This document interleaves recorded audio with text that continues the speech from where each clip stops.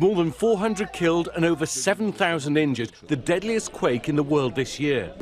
Blessed are the eyes that see what you see. For I tell you, many kings and prophets have desired to see what you see, and have not seen it.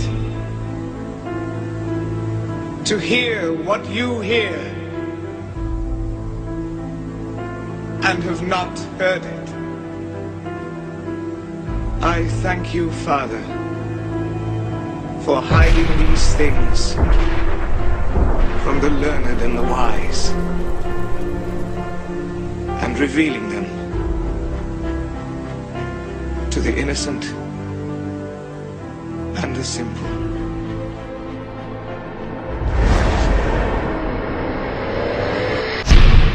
Tonight, a deadly earthquake and the desperate search for survivors. The quake struck near the Iran-Iraq border, sparking terror and panic. People desperately fleeing a shopping mall. A local TV station was live when the terrified guest says, "There's an earthquake here, I have to go outside." And watch this as the quake hits a dam. Giant boulders rain down. More than 400 killed and over 7,000 injured, the deadliest quake in the world this year. They searched for survivors today and found many more of the dead. The earthquake struck at night, burying people beneath their own homes. "A wall turned over on me," said this little boy. "It fell on me." The quake jolted the city of Erbil in Iraq, around 130 miles from the epicenter. CCTV cameras captured the panic sparked by the shockwaves. But the worst damage was in a poor and mountainous region in Iran that hugs the border with Iraq. 70,000 people are now reportedly in need of emergency shelter, just as winter is closing in. A secret deal reportedly allowed some of the most notorious ISIS fighters to escape from a besieged Syrian city with their weapons. The world was told only a few dozen local fighters were being let go. No foreigners and no weapons.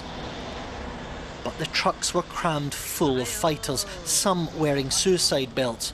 All were heavily armed. After days of searching, we picked up the trail at a truck stop on the outskirts of Tabqa. Here we discovered the drivers, all civilians who drove IS to freedom. They'd been hired by the Kurdish-led Syrian Democratic Forces. It was the longest journey of their lives. Their trucks were rigged with IS bombs in case the deal collapsed. They'd been told they were picking up only a few hundred civilians, that it would be a quick job. They ended up driving day and night for 3 days. This couldn't look like the Islamic State's escape to victory. So the SDF insisted there would be no flags and no banners. Instead, IS fighters sat boldly on top of the trucks. The axle on one lorry broke. It was so overloaded with IS weaponry. The Pentagon spokesman says the United States was not part of this deal, but the spokesman also points out the U.S. was not prepared to bomb buses full of women and children. Authorities believe Kevin Neal is the man responsible for terrorizing a Northern California community in a shooting rampage that lasted 45 minutes. The killing spree began at 7:52 a.m. when a 911 call came in that a person was down at a local home. Police say Neal then drove shooting as he went to the Tehama Elementary School, where he fired at least 30 rounds. Authorities believe Neal had tried to kill as many students as possible in that tiny school, but was thwarted when the school immediately went on lockdown. According to authorities, the frustrated gunman got back into his truck, shooting at bystanders on the street and into residents' homes, even at other motorists. He encountered some other people on the road. He then took that citizen's vehicle and went back on his rampage. That citizen was a mother driving her son to school. The boy is expected to be okay, but his mother is in critical condition. The entire community was on lockdown for nearly 45 minutes when officers finally caught up to him. Police officer rammed the vehicle, forced it off the road, exchange of gunfire, which resulted in the shooter's death. FBI forensics teams on multiple scenes overnight, picking through the evidence, including dozens of bullet casings. Neal's mother telling the Associated Press that her son called her a few days before the killing and said, "It's all over now. I'm on a cliff," and there's nowhere to go. These F-18 fighter jets from the USS Ronald Reagan could strike targets in North Korea in a matter of minutes. 3 U.S. aircraft carrier strike groups, the Reagan, the Theodore Roosevelt, and the USS Nimitz, are involved in these massive military exercises just off the Korean peninsula. It's the largest display of U.S. naval strength in the Western Pacific in a decade.